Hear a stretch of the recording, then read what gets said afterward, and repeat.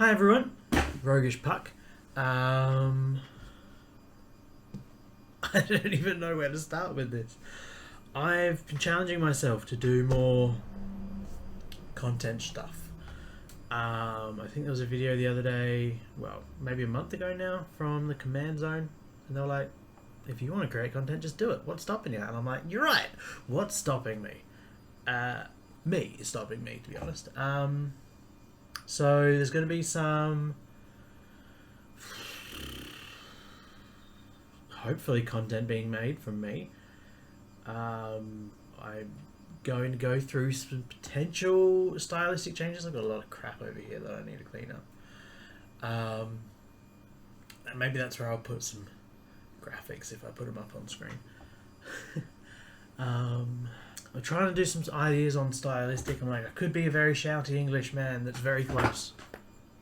Or I could be slightly further away, angry horny man. What other archetypes do I know for magic creators? That's all I know. But anyways, today I wanted to do a... Obviously I'm not going to, I'm going to rank my commanders with the brackets. Branking them. Bracket ranking. I didn't want to go wildly into the brackets. They've been out for like a week or so. I'll chuck the pictures up on screen, and I'll probably chuck the game changers up on screen. But I just wanted to go through maybe my commanders and see how they fit. Give my opinion on the bracket system, which probably is nothing nobody's heard before, and that's what we need. Another average man's average man's opinion on the internet. 90% of these will be on my Mox field or my Architect. I don't know which one I like more. I'm used to using Mox more, so I kind of like it more, but all my decks, more or less, should be on here. I've only got like 12 commander decks. Hang on. 12. Obviously, there need some issues with the bracket system. Issues. The fact that it's in beta, in my opinion, is good. It's not, this is what we're doing going forward. There's chance for stuff to be changed. I think at the moment it's difficult. I have a Krenko deck which doesn't have any game changes. I could chuck a Jeska's Will in. Could put an Underworld Breach in there. I don't know if I want an Underworld Breach in my Krenko, but obviously that would bump it right up. Colourless, anything that's colourless would work. The One Ring maybe. Mana Vault just for the ramping, but in saying that, I don't want to spend too much money. I'm happy with my decks how they are, but it doesn't. So Moxfield for my... I think I've just started going into it now, to be fair. My Krenko on Moxfield is a 1. It is a 1 because it has a tutor, and that tutor is Goblin Matron, which has Goblin Matron, 2 and a red. When it enters, I may search my Goblin. So search my Goblin for a library. Search my library for a Goblin. Put it into my reveal it. Put it in my hand. Then shuffle. Which, yeah, cool. But that's the only game changer in there. No, sorry, that's the only tutor in there. We still have a whole bunch of other issues in there. We have Impact Tremors. We have a City on Fire. I've got some other shit, Brightstone Ritual. So I've got, let's say, 30 goblins, and then I've got 30 red. Which has happened. It happened the other day. I have one infinite combo. It's not a 2-card infinite combo, but it's an Ashnod, it's obviously Krenko, and a Staff of Domination. Make some goblins. Untap Krenko. Through Ashnod, sack 2 goblins through Ashnods. Untap, Cranko, untap, Staff of Domination. Do it again. If I've got my Impact Drummers out, like that's a... What is it? Ashnod's 3 mana, Staff of Domination's 3 mana, Cranko's 4 mana. So it's a... Unless I ramp wildly early. I mean, I don't have any massive ramp in there. I've got a Soul Ring, Ruby Medallion.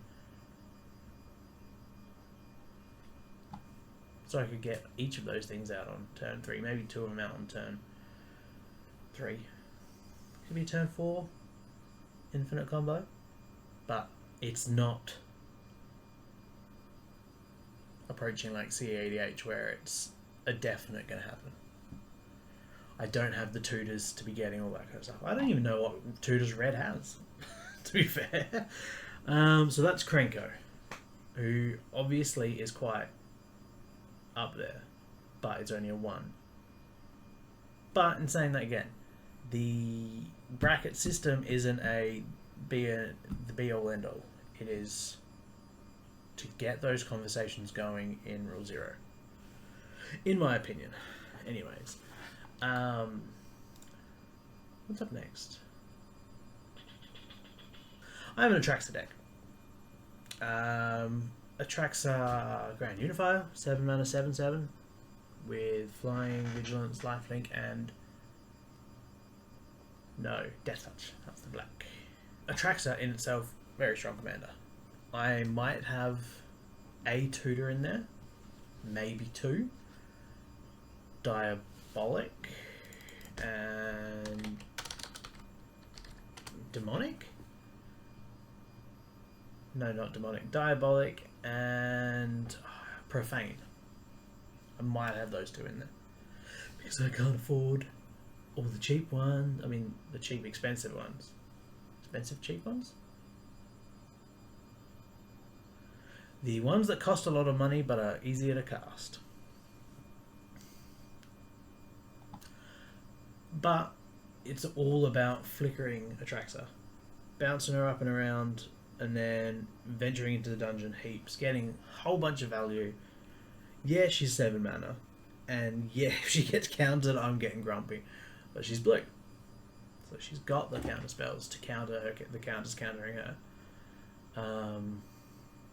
Other than being a 7 mana 7/7 with Flying Vigilance, Lifelink, and Death Touch, I don't think it's wildly powerful. In saying that, I have seen it's got I can't remember his name.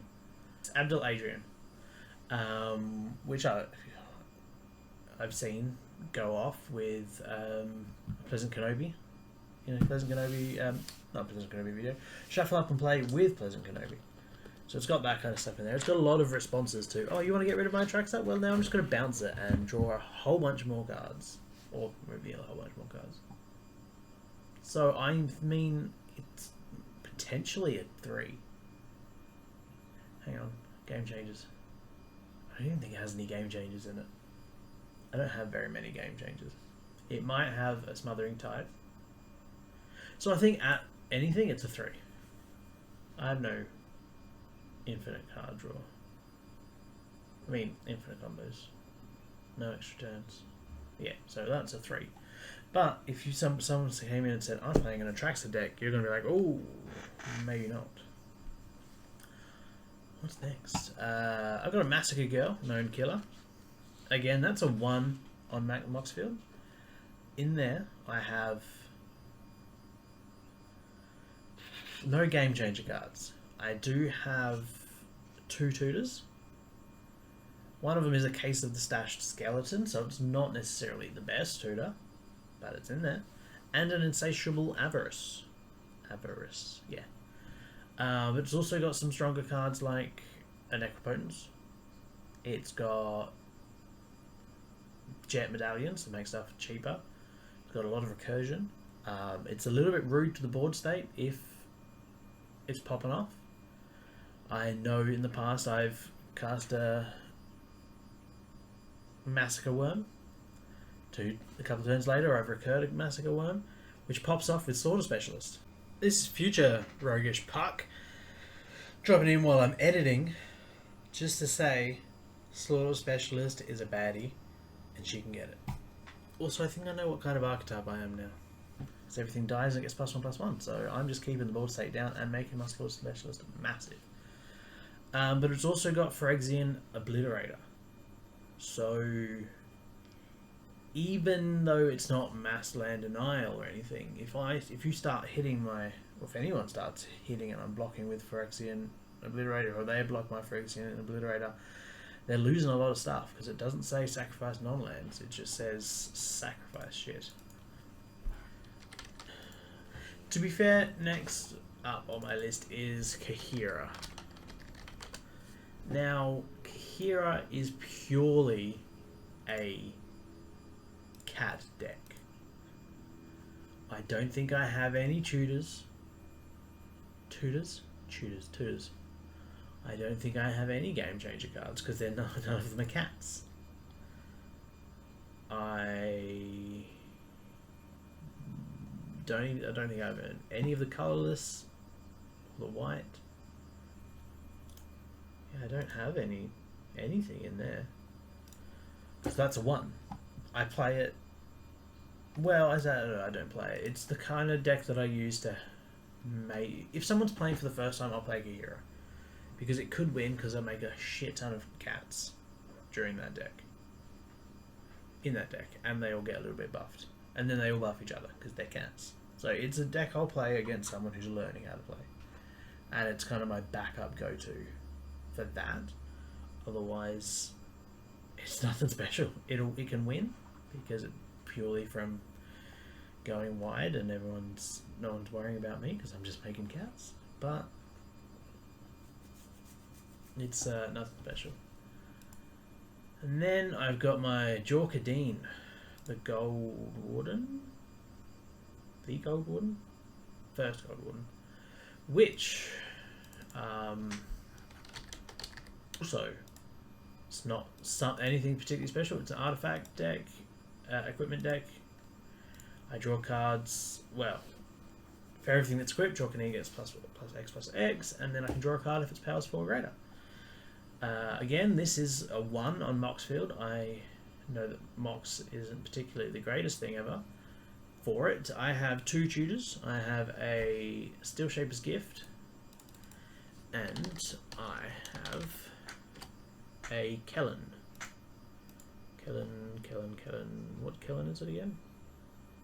The Fey-Blooded. So, Steel Shaper's Gift, 1 mana, search for equipment, put it in my hand. And Kellen, 2 mana, sorcery, do the same thing really. So those are the only tutors I've got in there. I have just added an Aki Battle Squad, so that's not necessarily more turns, but it's more combat. And I have cracked a Full Throttle, which could potentially be going in there. So that's one. It's not extra turns. That's 3 combats, I think. Minimum of 3 combats. Unless I do some other shit. I think I have a Landfall extra combat big boy, but I can't remember even what that's called. Otherwise, it's got no game changer cards. It's got like City on Fire and all that kind of stuff for massive damage. It's a shit ton of artifacts. And I can equip those for free.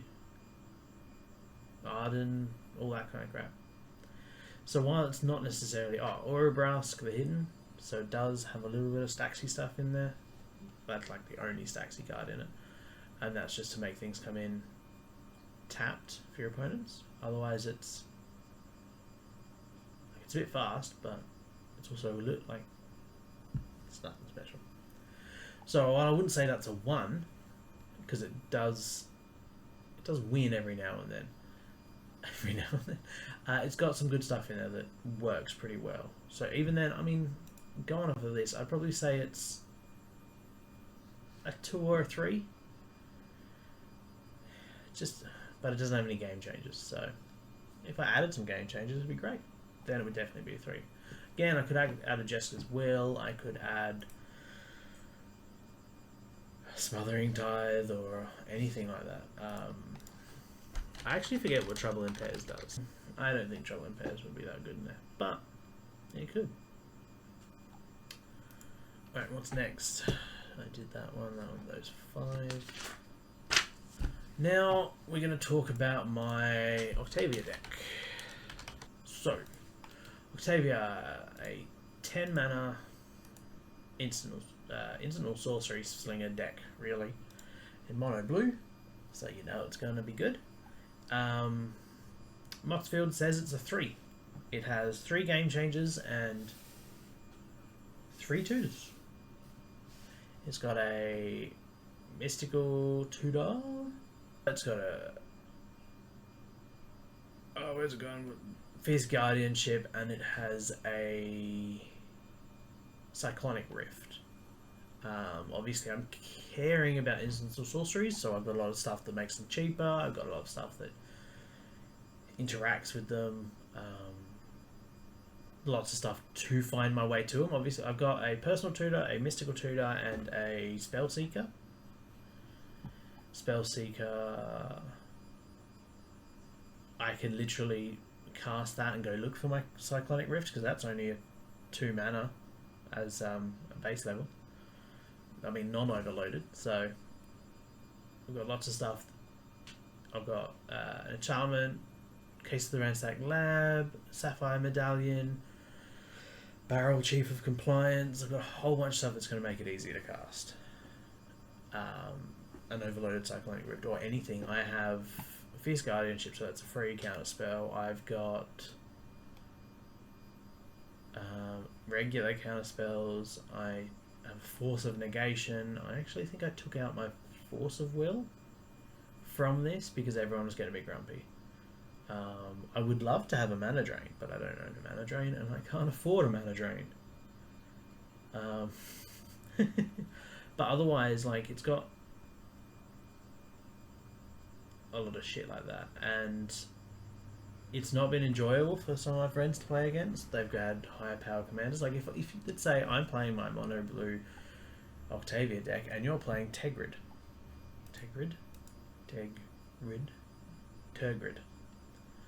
I'm gonna be countering Tergrid, and you shouldn't be getting grumpy with me because it's a fucked up card. But Moxfield says it's a 3. I would probably agree with it, but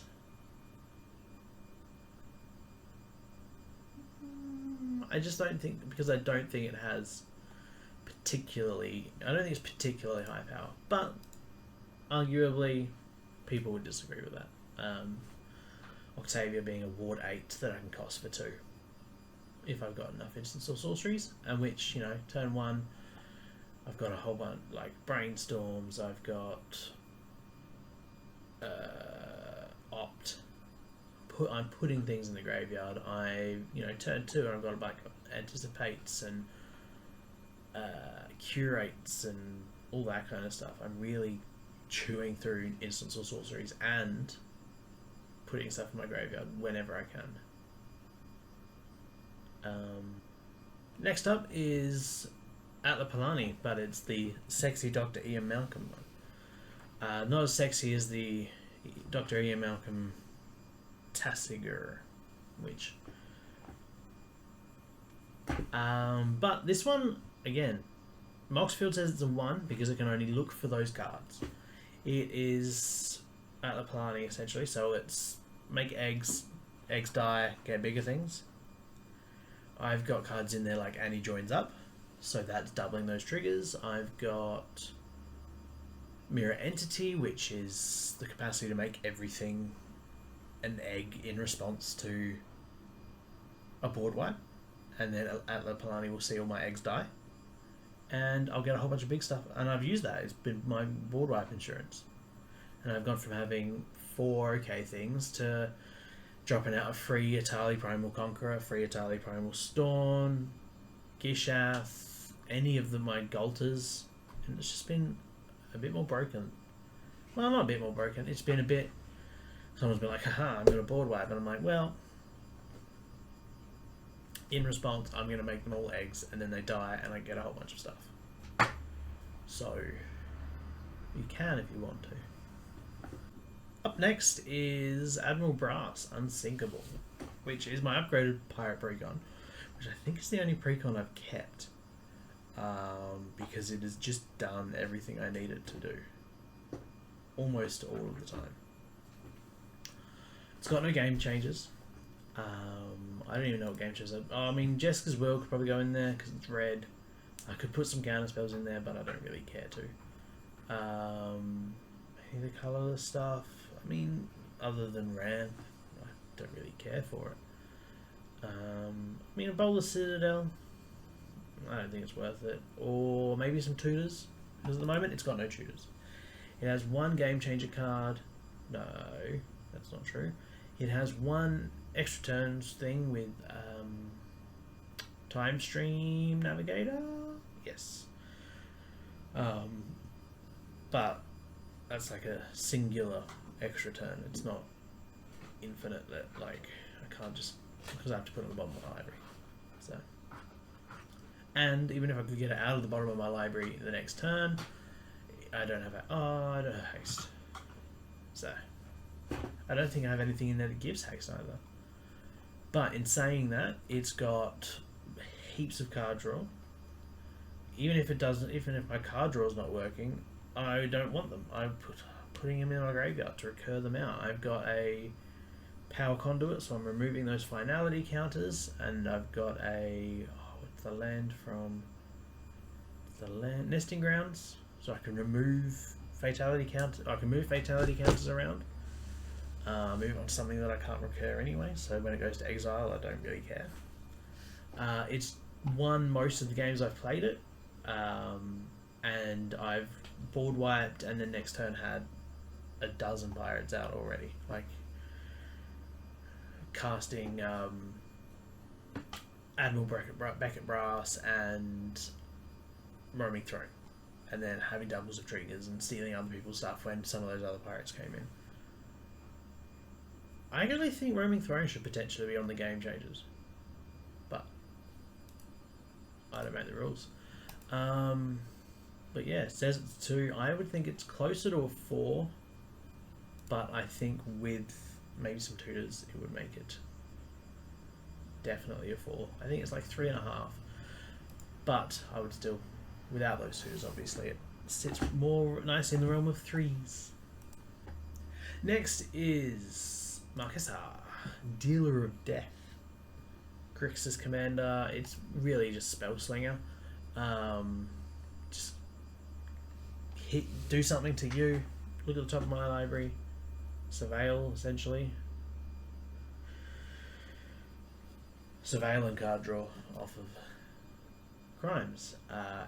In that, there is 2 game changes: Jeska's Will and Cyclonic Rift, and then a tutor in Lively Dirge. Some cool stuff in there though: Ride of the Dragoncaller, Thousand Year Storm, all that kind of shit. Electrostatic Infantry, not inventory. Very different thing. It could be probably a bit faster. It does have my Steam Vents, my Blood Crypts in, so like I'm not too concerned about the mana.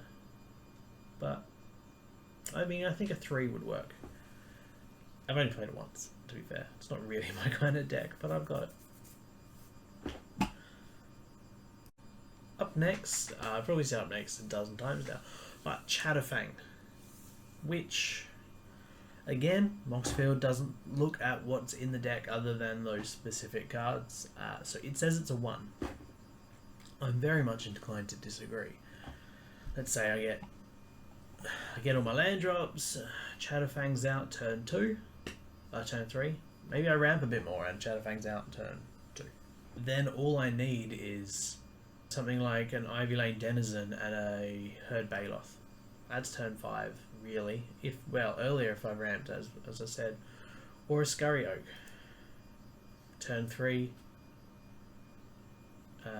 Ivy Lane Denizen to turn 4.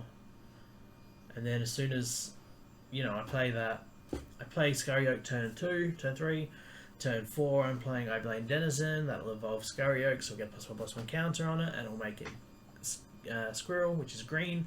So Ivy Lane Denizen lets me put a 1/1 counter on Scurry Oak, and I literally like turn 4 infinite amount of squirrels. Obviously, that's if I have those cards in hand, but I do have Diabolic Tutor, I've got Lively Dirge, so I can be drawing them quite... Well, not drawing them crazy, but I can go find them. And that's only like a couple of the things. I have a lot of stuff that just gives me more squirrels. I've got Liliana, and I've got a nice Vraska in there to draw cards. Black Market Collection's going to be drawing me cards and creating treasures. I've got Phyrexian Arena, Moldavine Reclamation. I'm just going to be able to draw as much cards as I want. And even then, I have... Oh, actually, do I have it in here? I did have the Putrid Goblin and a Tribute to the World Tree, so if I had that, then I'm literally capable of infinitely sacrificing a Putrid Goblin to Ashnod's Altar. I think I used to have a Phyrexian Altar? No, Altar of Dementia, where I was just like, alright, I'm gonna mill you for 100 times, and then I'm gonna mill you for 100 times, and I'm gonna mill you for 100 times, and then I won. That was pretty easily to have pretty early. I think that was almost like a turn for win if I really was, if my hands, if everything went well. But obviously with more tutors it would make that easier. It's also Chatterfang. Chatterfang's a bit busted, but I have, in saying, not that they're even game changers, I don't have a doubling season in there because I don't want that. Also don't want to spend money on that. Although in saying that, proxying or a Parallel Lives. I don't have a Parallel Lives. The most I have in terms of doubling anything is going to be the Winding Constrictor, and that will just put an extra +1/+1 counter. So I'll make an extra squirrel. Or extra Herd Baloth. Not a Herd Baloth, an extra Baloth. But I mean, I do have a Scroot Swarmers in there as well, so it's just all about creating tokens. It's not as bad as it could be, and I kept it that way because I didn't want people to be like, oh, cool, so you're playing Chatterfang, where's your fucking doubling season, where's this, where's that? I'm like, I like making squirrels, but I don't want to have 6 million squirrels and not know what to do with them. I've also got a Lathril deck. I love Golgari. No one's ever going to stop me loving Golgari. It is my favourite thing in the world. Even my chair's Golgari. I just noticed that. But again, I don't have any token doublers. I don't have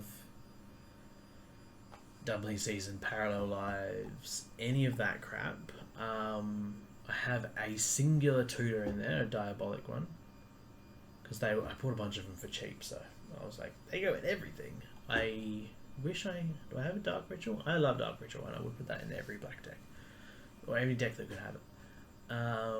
Otherwise, it's just making a bunch of elves fairly. I'm not I'm not doubling season and making 600 elves. I have no way to untap Lathril other than untap steps, so it's not like I can continuously lose. I can be like, well, I do this and this and this. Maybe that's something I'll look into. Untap target permanent. I don't know if there's an untap target permanent in... Oh, hang on. Sky something. Sky something. Sky something. Seeker of Skybreak. Untap target creature in green for 1 and a green. Which isn't in there. I have one because it was in my Voja deck, which I broke down to make Lathril. But it's not in there, and it's weird. So, like, that's the literally only... I mean, that's... I gain 20 and everyone loses 20. That's pretty good, actually. Maybe I'll have to find it after this and then chuck it in there. But otherwise, yeah, it says it's a 1. I would agree that it is lower powered for the commander. but it's still pretty up there. I do have some cool stuff in there. Autumn's Veil, to make sure it can't be countered. That kind of stuff. I could always... I only have... I've got a Bristly Bill, so I could be making her bigger with my lands. Bloodline Protected, I make her bigger with my... slightly larger, or won't make all my elves larger. But otherwise, I don't think I have anything that makes her massive. So at most, maybe I'm getting like 4 or 5 elves a turn. At this point, I've not actually had a chance to run it because I've only got so much time. Only 2 hands and limited time. But I think she's lower powered, so I'm going to say she's maybe a 3.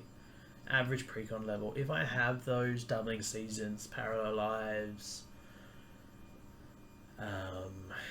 potentially more for +1/+1 counters. Lastly is probably, I mean, I've got a couple other ones. I actually don't really have them on Moxfield just yet. But I think, so one of them is Samut, the driving force, which is pretty, not great. Got some cool stuff in there, but it's not great. And Ophelia, the Viper's thingy, Viper's Fang, which again, is probably just going to count them both as ones. I don't think they're particularly worth. Lastly is Quasar, Augur of Agonies. Whenever I draw a card, I drain and gain. This says it's a 3. I have 2 game changers. No, because Esper Sentinel's not a game changer. I have a Jin-Gitaxias Core Augur. That is the 1 game changer in this. I have some other good cards. I've got a Fairy Mastermind. I've got Esper Sentinel. Exemplar of Light. I have infinite life gain and drain combos in here.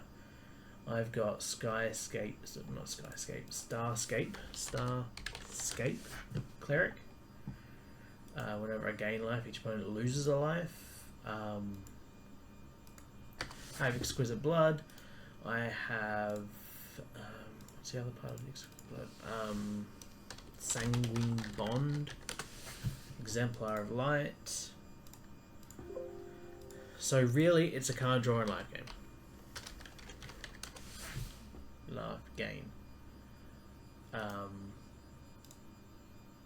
And that's how so I played it the other day. I had Jin-Gitaxias out, I drew 7, I had a whole bunch of other stuff. In there I've got counter spells, targeted removal, got a bunch of ramp stuff that's been drawing me cards, extort stuff, bunch of life gain and tokens I feel like gain with like cleric class, wizard class lets me draw a bunch of shit. Oh, well, lets me hold a bunch of shit rather than not draw a bunch of shit. Treasure Cruisers, Narset, which is a bit of a dick move, but I don't have a Windfall in here because I've only got 1 Windfall, and that's in my Pirate deck, so that might swap. But nobody wants me to Windfall into a Narset, so some other cool shit. Laboratory Man, just in case I accidentally draw my last card. Jin-Gitaxias, as I said before. I've got a funky Fairy's Aegis Insight off of one of the recent Secret Lairs. So it does the job. But I would say 3 is definitely the correct one. Obviously I'm drawing a lot of cards, so I don't necessarily need as many tutors. But maybe a tutor or 2 will chuck it up to a 4. I think.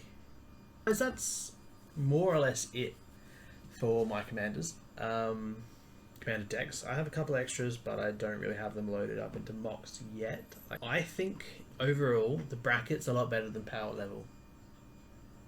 I think that power level was too ambiguous. I think moving forward they need to maybe define some more game changes, or define some...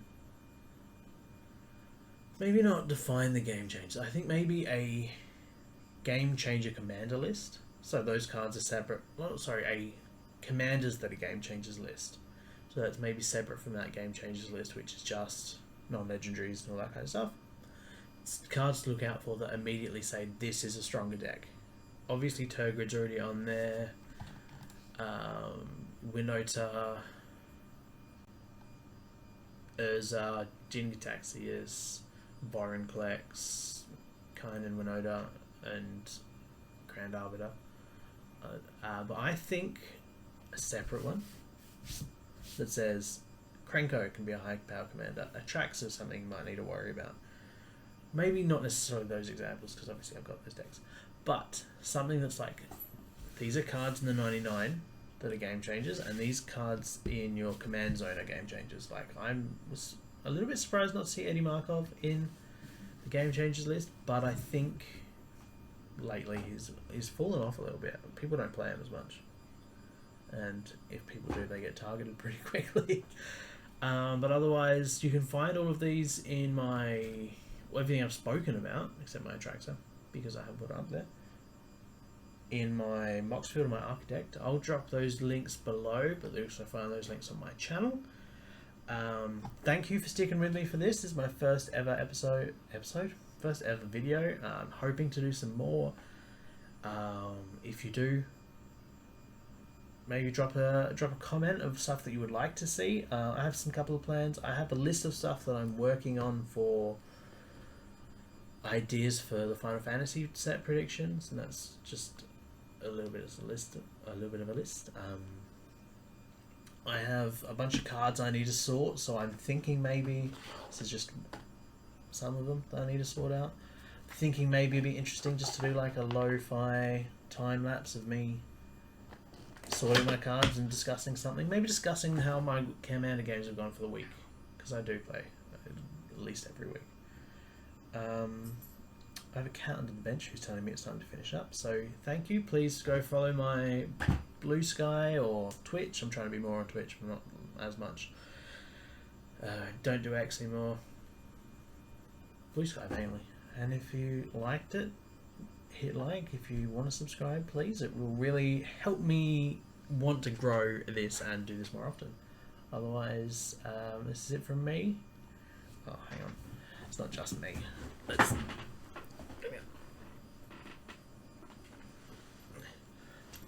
It's also a goodbye from Logan. Like, subscribe, and I'll see you in the next one.